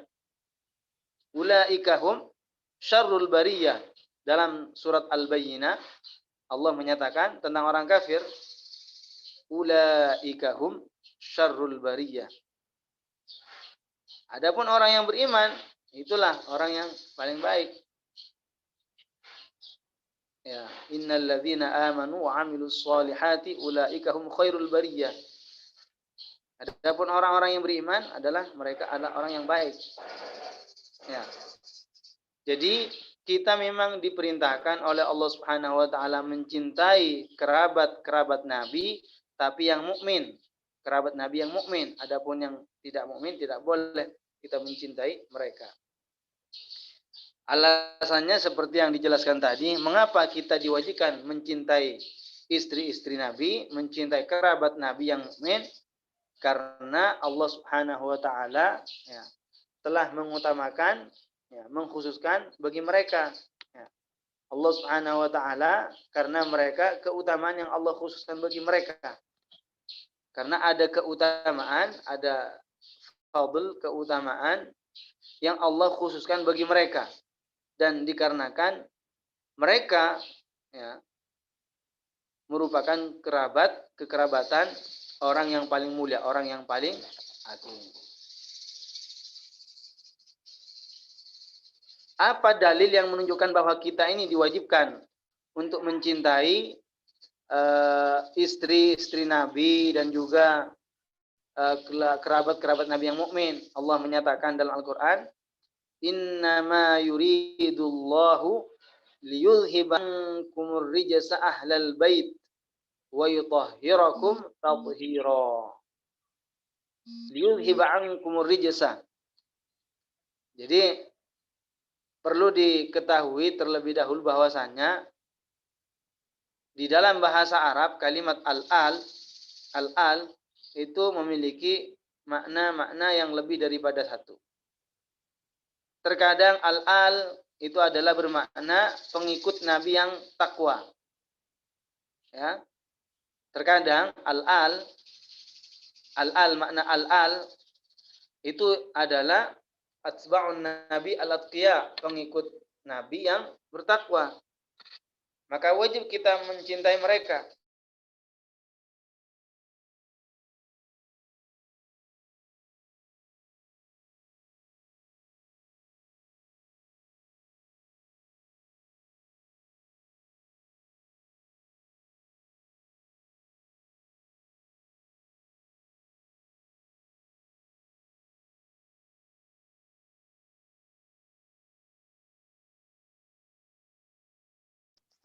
Ustaz.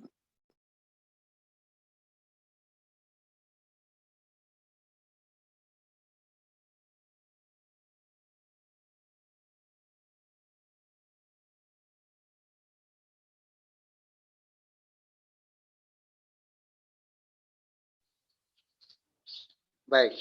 Maaf tadi terputus. Jadi kadang yang dimaksud dengan al-al adalah bermakna atba'un nabi al-atqiya, pengikut nabi yang bertakwa.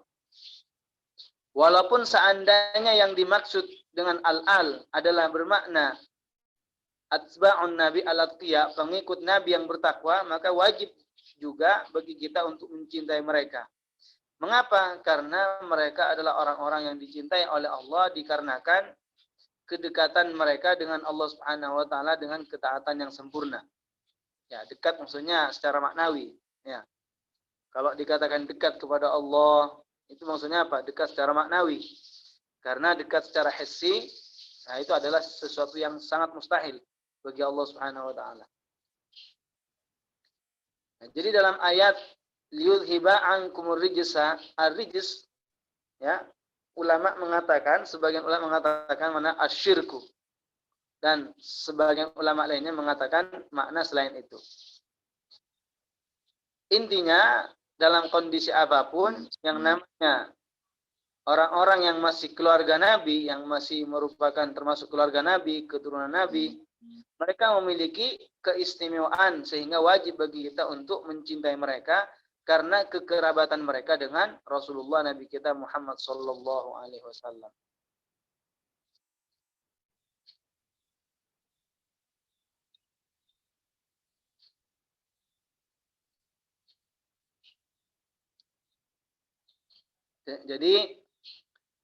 Jadi yang dimaksud dengan ar-rijsu liyudhiba ankumur rijsa adalah maknanya syirik.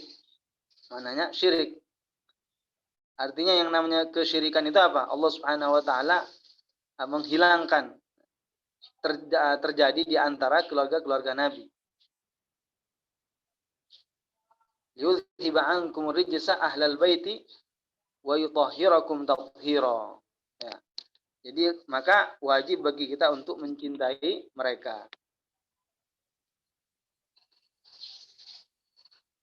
Rasulullah sallallahu alaihi wasallam pernah bersabda, "Innallaha azza wa jalla istafa min waladi Ibrahim Ismail."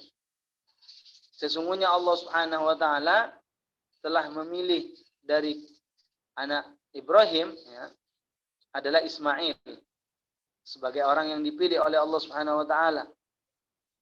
Nah, jadi dari keturunan Ibrahim Allah Subhanahu wa taala memilih Ismail. Wastafa min bani Ismail Kinana.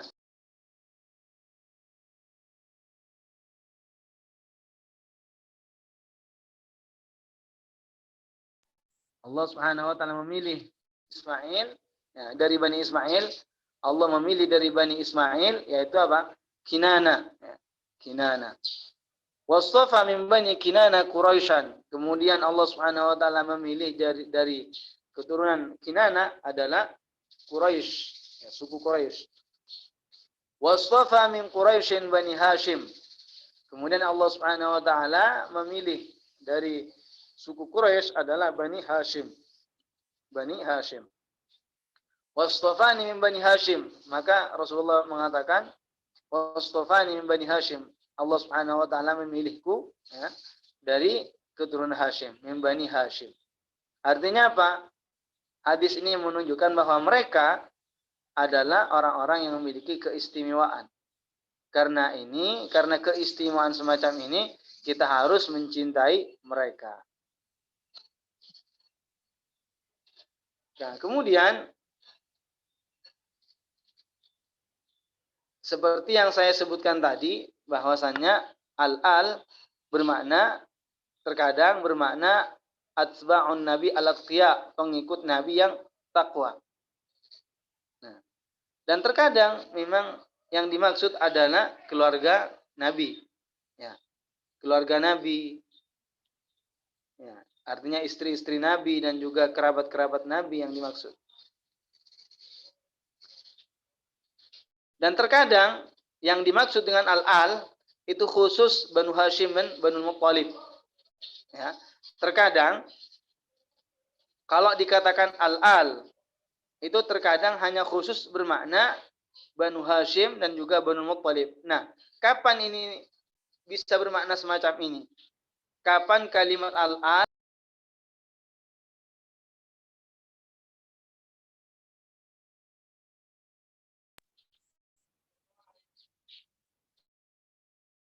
ini ketika penjelasan terkait masalah zakat. Kalau konteks pembicaraannya membahas tentang masalah zakat. Ya. Jadi kalau dikatakan tahrumuz zakatu ala alin nabi, ya, kalau dikatakan tahrumuz zakatu ala alin nabi, maka yang dimaksud ini adalah siapa? Banu Hashim dan Banu Muttalib. Karena mereka adalah orang-orang yang diharamkan oleh Allah untuk mengambil atau memakan harta zakat.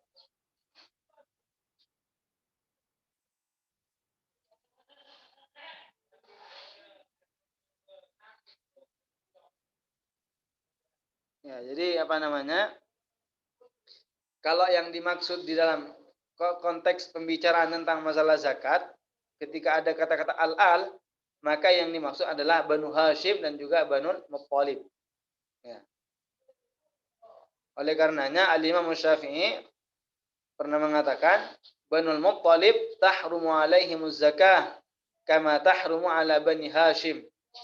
Ya. Kenapa? Kata Imam Syafi'i, Banu Muttalib tahrumu alaihimuz zakah. Banu Muttalib haram bagi mereka apa? Harta zakat. Sebagaimana zakat juga haram bagi Banu Hashim. Mengapa? Lianna Rasulullah sallallahu alaihi wasallam mengatakan atau bersabda, "Innama nahnu wa Banul Muttalib ka syai'in wahid." Ya. Sesungguhnya kami, ya, kami artinya Rasulullah yang merupakan Banu Hashim, Bani Hashim dan juga Banu Muttalib itu kasyai'in wahid adalah seperti satu, sesuatu yang satu. Lam yufariquna fi jahiliyatin wala islamin. Ya, tidak terpisah, ya. Tidak ada sesuatu yang memisahkan di antara kami, ya. Artinya Banu Hashim dan juga Banu Muttalib baik di masa jahiliyah ataupun ya sudah apa? Sudah di masa Islam, tersebar Islam. Baik di masa jahiliyah ataupun masa setelahnya apa? Tidak terpisahkan. Maka Rasulullah mengatakan kasyai'in wahid. Banul Muttalibi wa Banu Hashimin kasyai'in wahid. Jadi kalau dikatakan bahwa zakat itu haram bagi alun Nabi, ya, kepada alun Nabi, maka yang dimaksud adalah Banu Hashim dan juga Banu Muttalib. Nah, dari sini dapat kita simpulkan bahwa kalimat al-al, ya, kalimat al-al ini memiliki 3 makna. Ya.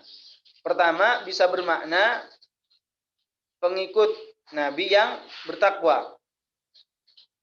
Ya, jadi al-al memiliki 3 makna.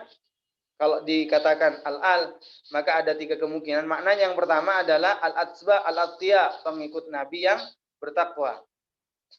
Yang kedua, bisa bermakna yang dimaksud dengan al-al adalah azwajun Nabi wa aqaribuhul mu'minun. Istri-istri Nabi dan juga kerabat-kerabat Nabi yang mukmin. Dan yang ketiga, kalau dikatakan al-al, yaitu bisa bermakna Banu Hashim dan juga Banul Muttalib. Banu Hashim dan Banul Muttalib. Ini tentang masalah kata-kata al-al, ya. Al-al.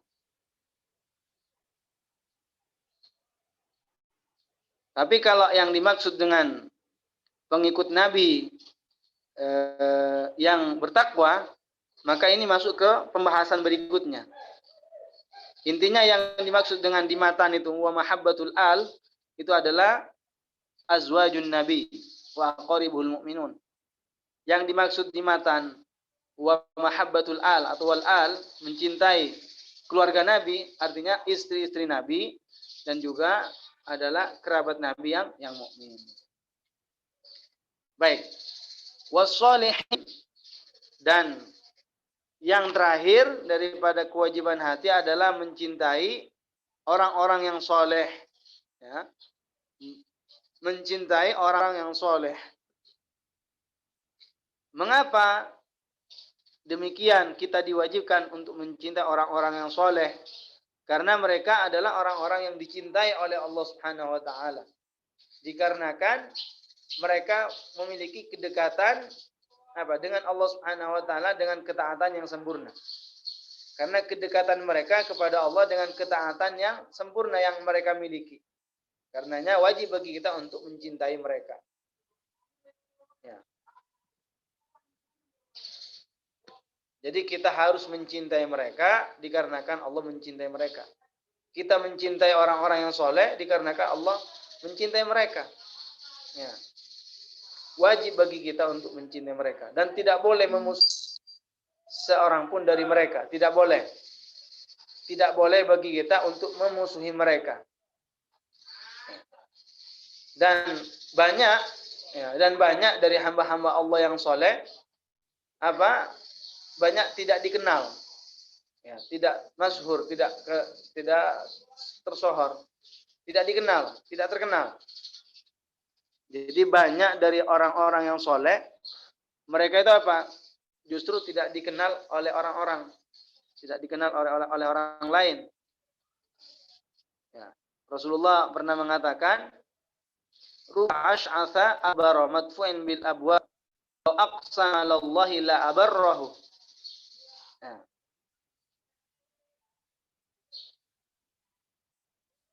Ini apa? Ini sebuah hadis dari Rasulullah yang menunjukkan bahwasannya terkadang ada seseorang yang sangat-sangat fakir, sangat-sangat nggak punya apa-apa, dari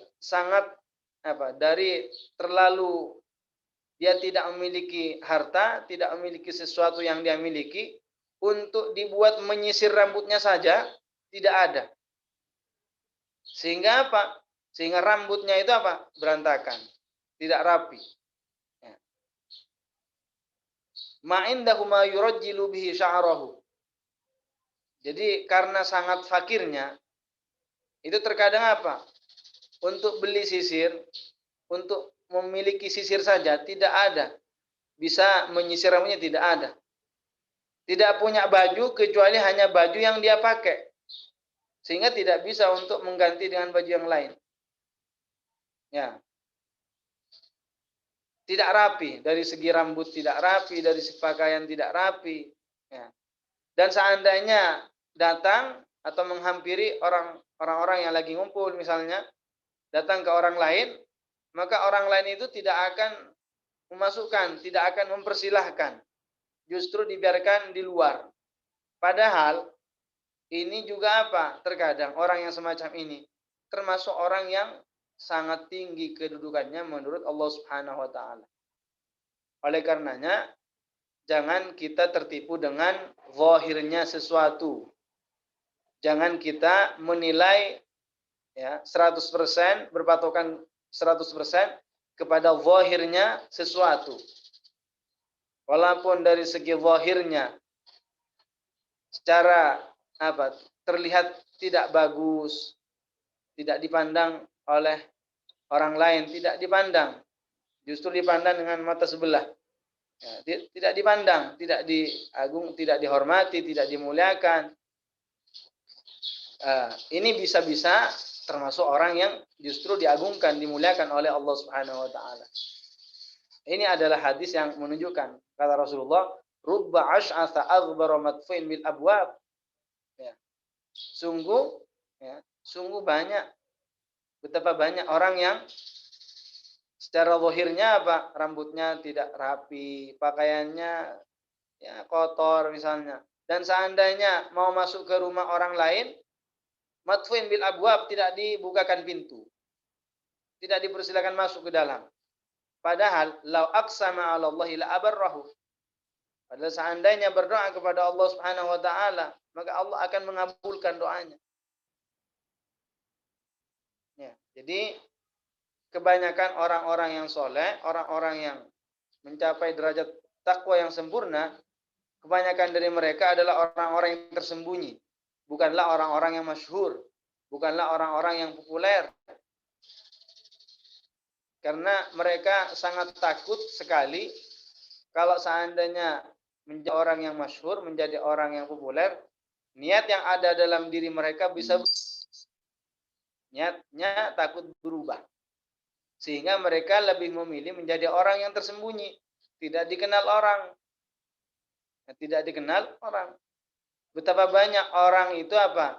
Dikenal di mata masyarakat, di muka bumi, di belahan dunia ini terkenal, tapi justru tidak dikenal oleh penduduk langit, yaitu para malaikat. Ya. Jadi kalau ada orang yang bertakwa dan keimanan sangat sempurna, itu apa? Allah Subhanahu wa taala, malaikat itu memberitahu kepada malaikat-malaikat yang lain bahwa si fulan ini dicintai oleh Allah Subhanahu wa taala. Sehingga apa? Diperintah para malaikat-malaikat yang lain apa? Untuk mencintai orang tersebut. Ya, jadi betapa banyak orang yang terkenal, populer di dunia, tapi justru tidak dikenal di kalangan para malaikat. Dan sebaliknya, betapa banyak orang yang tersembunyi, tidak dikenal di dunia, tapi justru apa? Di kalangan para malaikat sangat dimuliakan. Ya, jadi wajib bagi kita ya, mencintai orang-orang yang soleh, baik orang-orang soleh yang kita kenal maupun orang-orang soleh yang kita tidak mengenal mereka. Wajib kita mencintai mereka. Dikarenakan mereka adalah orang-orang yang dicintai oleh Allah dengan ketaatan yang sempurna yang mereka miliki. Nah, mungkin ada yang bertanya, apa ciri atau tanda yang menunjukkan bahwa si fulan adalah orang yang soleh? Apa tanda yang menunjukkan bahwa hamba itu adalah disebut sebagai hamba yang soleh? Yaitu adalah man qama bihuquqillahi wa bihuquqil ibad. Yang dimaksud dengan hamba yang soleh adalah orang-orang yang betul-betul menjaga, melaksanakan hak-hak Allah dan juga hak-hak hamba atau sesama manusia. Ya. Itu secara ringkasnya. Jadi yang dimaksud dengan hamba yang soleh adalah orang-orang yang maqama bihuquqillah, orang yang melaksanakan hak-hak Allah. Apa hak-hak Allah yang paling besar? Beriman kepada Allah, melaksanakan semua perintahnya, dan menjauhi segala larangannya. Ya, tidak menyekutukan Allah, tidak menyamakan Allah dengan makhluknya, mengesahkan Allah Subhanahu wa taala. Ini adalah kewajiban hak-hak Allah yang paling agung bagi hambanya.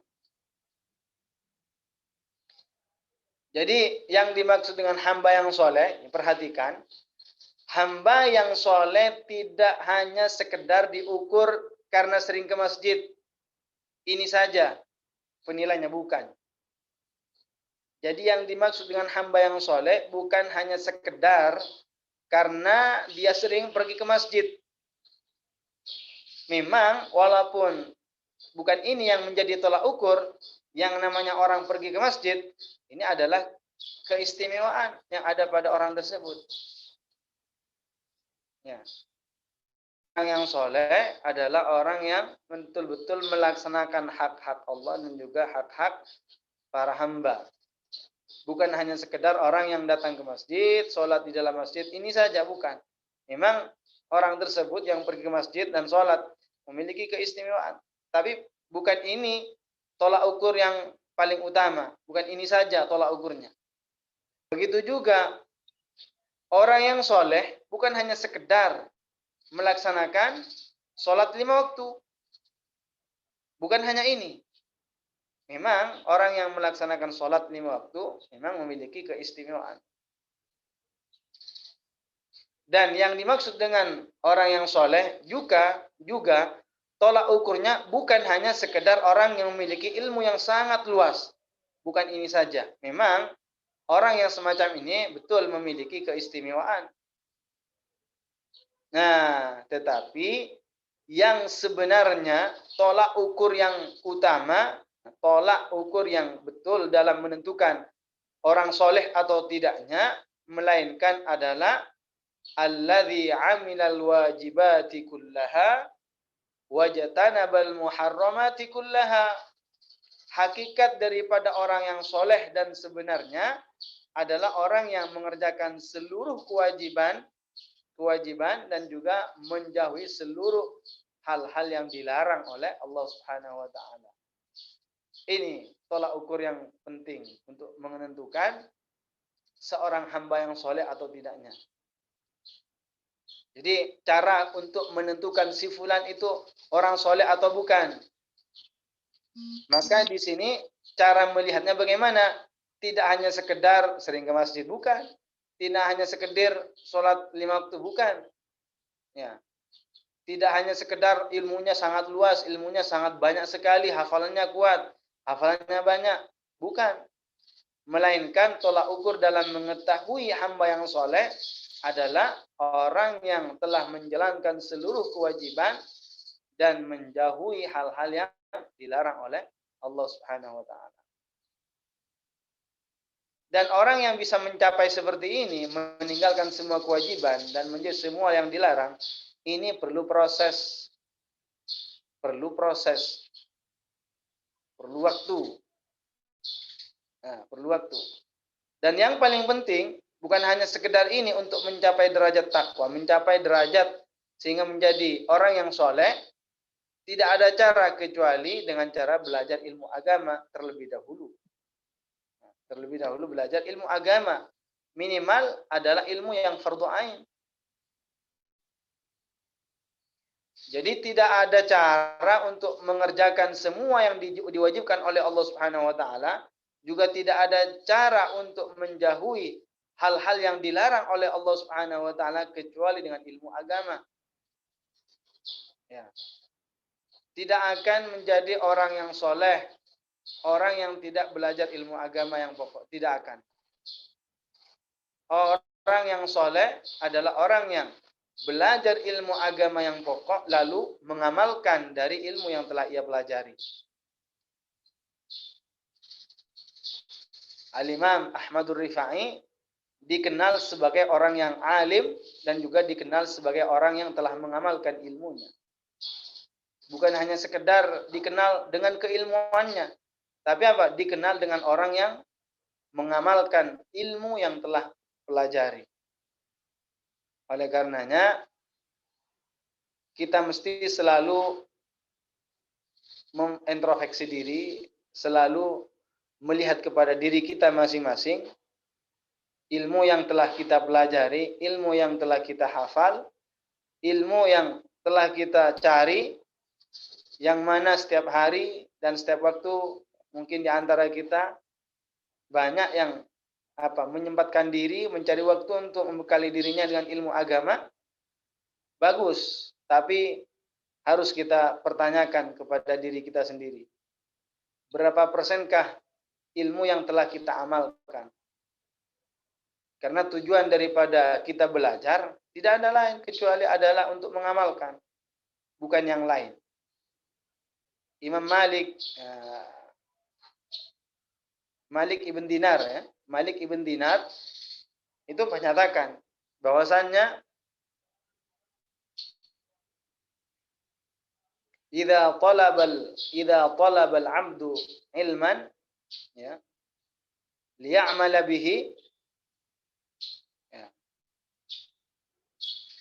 Seorang hamba yang mencari ilmu agama, seorang hamba yang mencari ilmu agama liya'mala bihi, untuk mengamalkan ilmu yang telah ia pelajari, zadahu tawadhu'an, maka akan semakin bertambah rasa sifat rendah hati yang ada dalam dirinya. Orang semakin banyak ilmu, maka semakin bertambah pula rasa sifat tawadhu. Orang semakin sering belajar ilmu agama, maka semakin bertambah pula sifat apa? Tawadhu. Tawadhu itu apa? Sikap rendah hati. Tidak merasa hebat, tidak merasa lebih tahu, tidak merasa lebih alim, tidak merasa lebih baik daripada yang lainnya. Selalu menilai dirinya, mungkin saudara kita ini yang paling lebih utama dari saya. Menganggap dirinya masih di bawahnya. Ya, jadi inilah adalah orang yang tawadhu. Ya, di mana orang yang tawadhu sangat tinggi kedudukannya menurut Allah Subhanahu wa taala. Orang yang memiliki sifat tawadhu yang ada dalam dirinya, walaupun dia tidak sering melaksanakan puasa sunnah setiap hari, tidak sering melaksanakan sholat malam di malam hari, kedudukannya seperti orang yang sering berpuasa sunnah. Kedudukannya seperti orang yang sering sholat malam. Jadi kedudukan orang yang memiliki sifat tawadhu yang ada dalam dirinya, akhlak yang baik, maka itu apa? Menyamai ya, seperti kedudukan orang yang sering berpuasa, orang yang sering sholat malam. Karenanya Imam ya, Malik ibn Dinar menyatakan, "Idza talabal 'abdul ilma liya'mala bihi zadahu tawadhu'an." Apabila seorang hamba mencari ilmu agama untuk mengamalkan, maka akan semakin bertambah pula rasa atau sifat rendah hati yang ada dalam diri.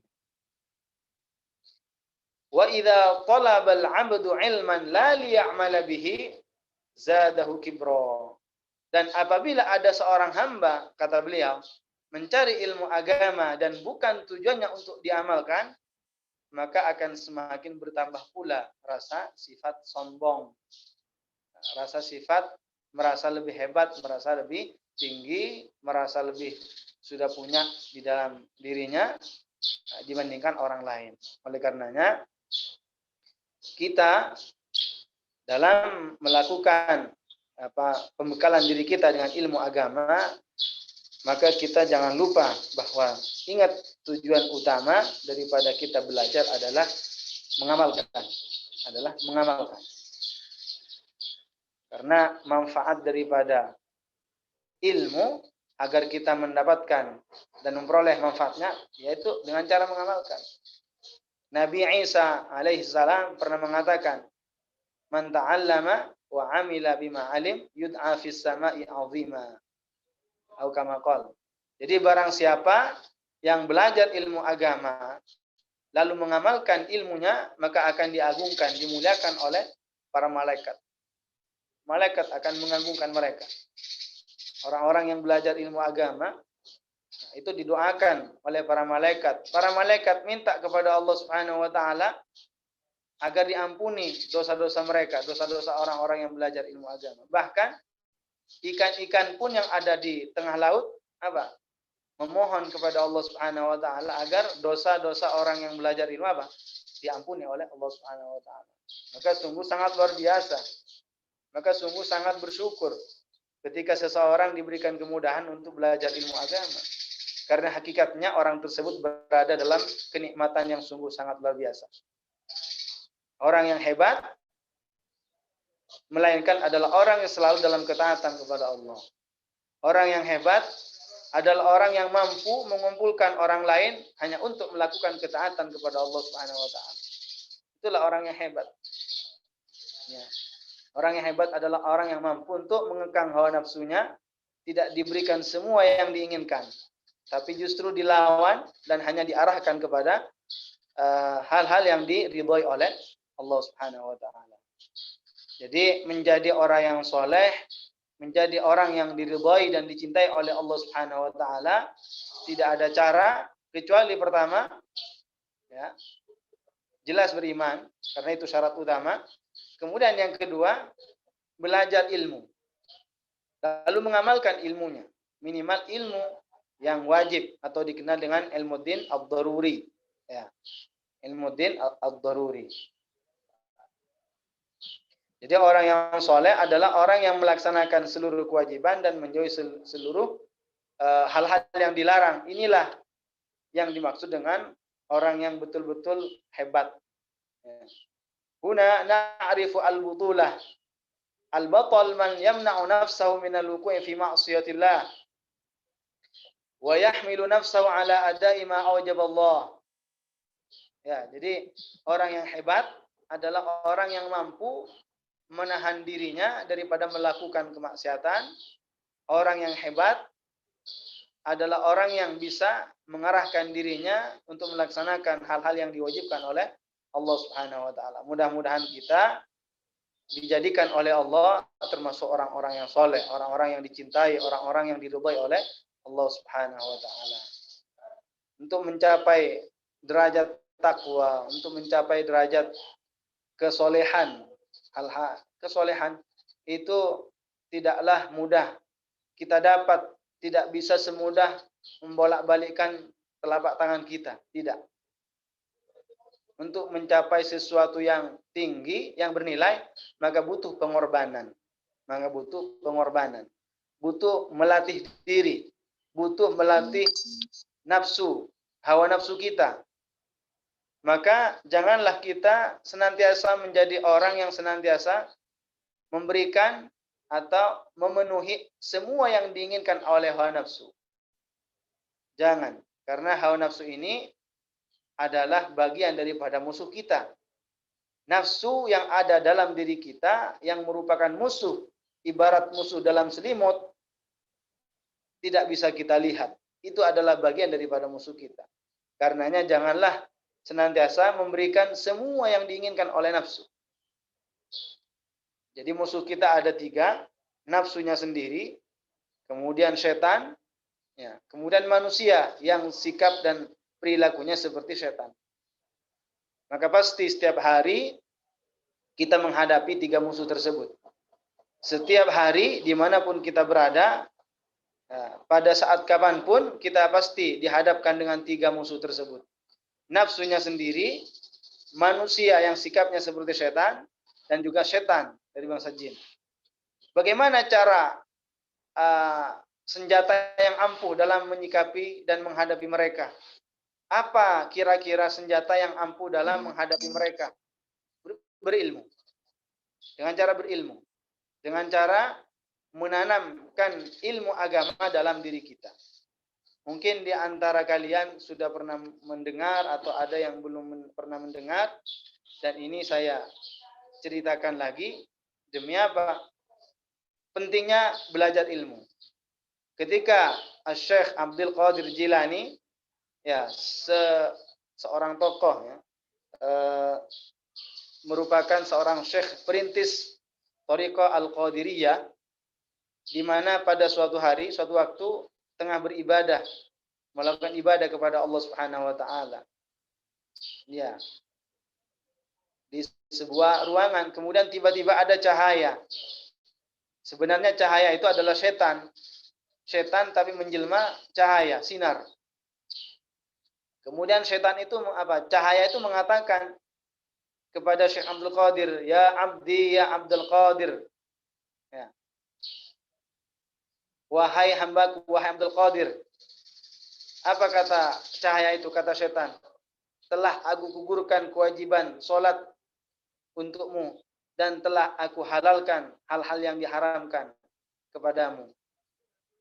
Syekh Abdul Qadir Jilani bukanlah orang yang mudah ditipu oleh setan, orang yang tahu, orang yang berilmu. Apa kata Syekh Abdul Qadir, ya Syekh Abdul Qadir ketika pada saat itu? Beliau mengatakan, "Khosita ya la'in, kadzabta." Jadi engkau adalah bohong. Artinya apa? Khosita ya la'in, diusir, disuruh pergi. Disuruh pergi. Kenapa? Karena Syekh Abdul Qadir itu tahu bahwasannya Allah Subhanahu wa taala bukannya cahaya. Syekh Abdul Qadir Jilani tahu bahwasannya Allah Subhanahu wa taala bukanlah cahaya, bukanlah sinar. Bukan Tuhan yang berupa cahaya, berupa sinar, bukan Tuhan, bukan Allah Subhanahu wa taala, itu adalah setan yang menjelma cahaya. Seandainya Syekh Abdul Qadir tahu, seandainya sholat itu gugur kepada seorang hamba, maka lebih duluan sholat itu gugur kepada orang yang lebih mulia daripadaku, yaitu Nabi Muhammad. Kepada orang yang paling mulia saja sholat tetap diwajibkan untuknya, yaitu kepada Rasulullah, apalagi kepada orang yang di bawah Rasulullah. Bagaimana mungkin sholat itu bisa gugur?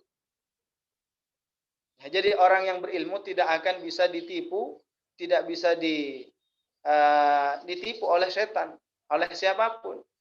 Karenanya Nabi kita Muhammad sallallahu alaihi wasallam mengatakan, ya, la faqihun wahidun asyaddu 'ala syaitani min alfi 'abidin. Orang yang paham ilmu agama, ya, orang yang paham ilmu agama, ya, satu saja bagi setan itu lebih sulit daripada 1000 orang yang hanya ahli ibadah. Jadi bagi setan, artinya bagi setan untuk mengganggu, ya, mengelabuhi satu orang tapi ahli ibadah, paham ilmu agama, itu sangat sulit sekali bagi setan daripada mengganggu, ya, mengelabuhi 1000 orang ahli ibadah, hanya sekedar ahli ibadah, tapi tak paham ilmu agama. Jadi meskipun satu orang, tapi paham ilmu agama, itu sulitnya sangat luar biasa bagi setan. Sulit bagi setan. Setan merasa kesulitan untuk mengganggu, untuk mengelabui orang yang paham ilmu agama tersebut. Justru bagi setan lebih mudah daripada mengganggu, ya, 1000 orang ahli ibadah tapi tak paham ilmu agama. Karenanya kita sangat bersyukur kepada Allah Subhanahu wa taala, dikarenakan dalam diri kita masih tertanam rasa cinta, rasa keinginan terus untuk istiqomah dalam belajar ilmu agama yang mulia ini. Mudah-mudahan kita dengan kegiatan semacam ini, ya, dosa, kesalahan dihapus oleh Allah Subhanahu wa taala. Diangkat kedudukan kita, derajat kita diangkat dan ditinggikan lagi oleh Allah Subhanahu wa taala, dan kita semuanya, ya, dijadikan oleh Allah sebagai hamba yang soleh, hamba yang bertakwa dan keimanan yang sempurna. Mungkin kita sudah menyelesaikan, ya, bukan mungkin, kita sudah alhamdulillah menyelesaikan kewajiban hati, dan insya Allah besok hari Minggu, hari Ahad, kita akan melanjutkan tentang masalah maksiat hati. Mungkin ini saja. Ya, mari kita tutup sesi kedua ini dengan tahlil dan sholawat dan istighfar. La ilaha illallah, la ilaha illallah, la ilaha illallah. Allahumma salli ala sayyidina Muhammad wa ala alihi wa sahbihi wa sallim. Allahumma salli ala sayyidina Muhammad wa ala alihi wa sahbihi wa sallim. Allahumma salli ala sayyidina Muhammad wa ala alihi wa sahbihi wa sallim. Rabbi ighfir li wa liwalidayya wa lil mu'minina wal mu'minat. Rabbi ighfir li wa liwalidayya wa lil mu'minina wal mu'minat. Rabbi ighfir li wa liwalidayya wa lil mu'minina wal mu'minat.